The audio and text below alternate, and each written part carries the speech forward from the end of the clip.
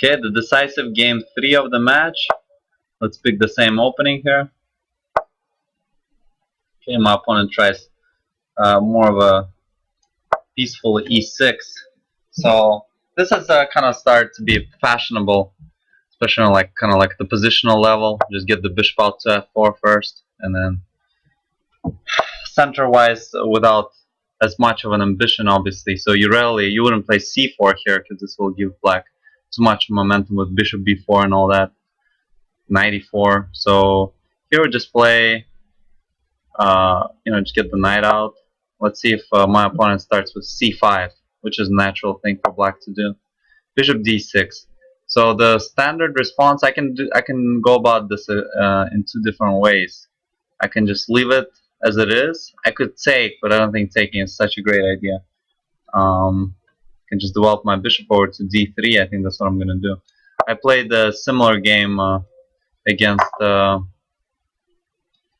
German chess player back when I was playing in the Olympiad. So my opponent now wants to try to exchange that bishop over an a6. I kind of mitigated that for a moment, and now castle. Okay, so let's try.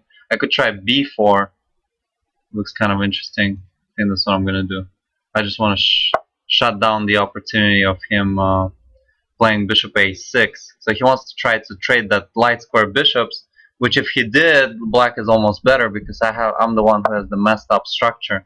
So now he wants to weaken my position, so I have to play knight e5 because otherwise he's going to double attack my b4 and f4 pawns.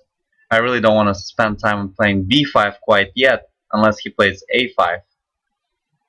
So I'm hoping to really, most importantly, keep my d3 bishop, keep my light square bishop. And yeah, I'm taking over some of the central squares, so that's great. So here I just got to recapture back. So queen d6, as you can see, that's why I played knight e5, so that my f4 pawn is not hanging as well. So here I just defend the pawn, and I'm actually very happy with my position.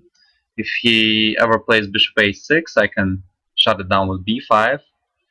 Looks like he could play knight to c6, and then I'll have a decision as to how to defend the pawn on d4, or whether not to pay attention to it at all, because if he takes on d4, so knight to c6 attacking the d4 pawn, I can play knight to c3, for example.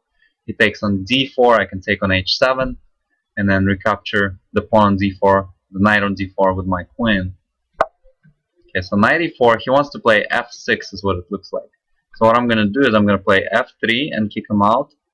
I'm sure he was... I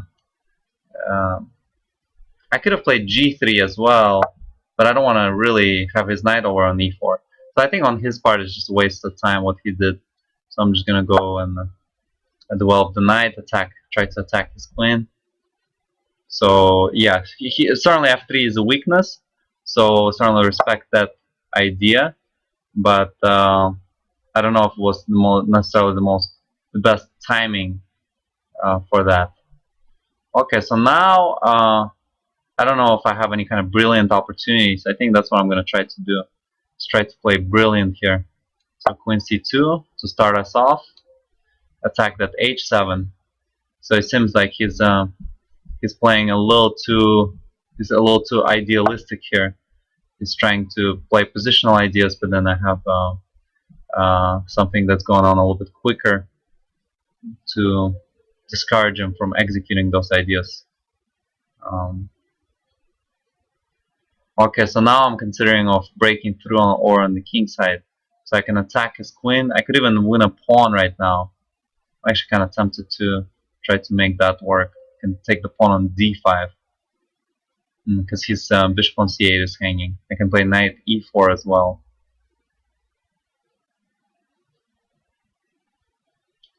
Knight e4 takes, bishop takes, and then it's kind of interesting.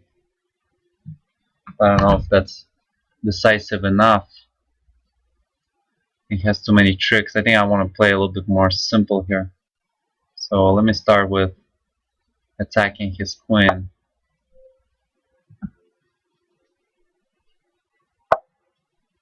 Whoa! Here's the blunder of the day. Come on, Gudmundur.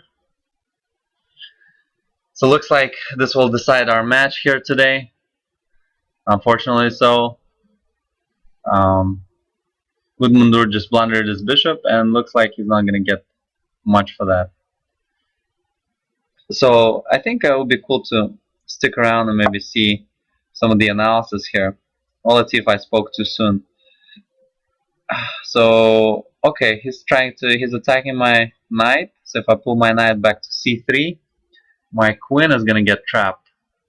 I can play knight c6 and attack his queen, and he's got queen h4 check. I can just play g3.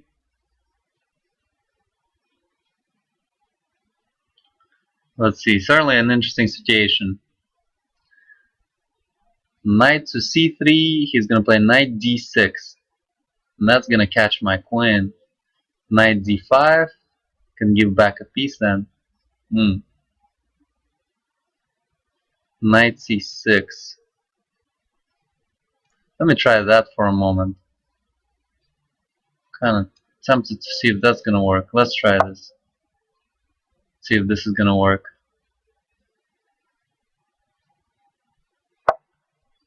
And here I can get deeper with knight c7.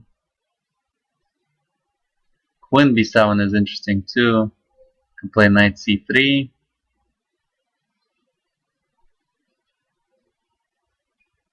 Okay, let me focus in here for a moment. I can also try to trap his rook there.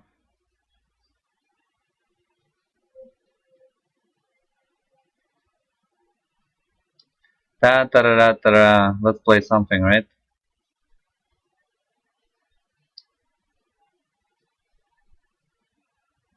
I'm gonna try this right here. I'm gonna try to get his rook there. See how well that's gonna work.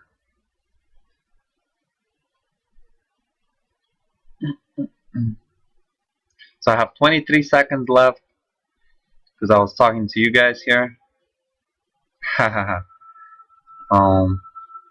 He's got 2 minutes left.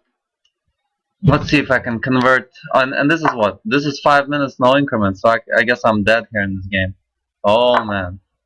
Yeah, there's no increment here in this game. Oh, that's not good. So let's see if he's gonna save us. Okay, so this is all obvious enough. Let's go right here. Can win that pawn. Yeah, and I think I'm gonna lose in position too. Okay, pull it back. Okay. Oh shoot. Yeah, this is looking sad here. And the queen comes into b2, so I'm gonna have to resign here. I guess it makes it somewhat interesting that I thought I was winning, which I was, but then I didn't have time to think about it, and I lost on time too. Haha. Okay, how funny, huh?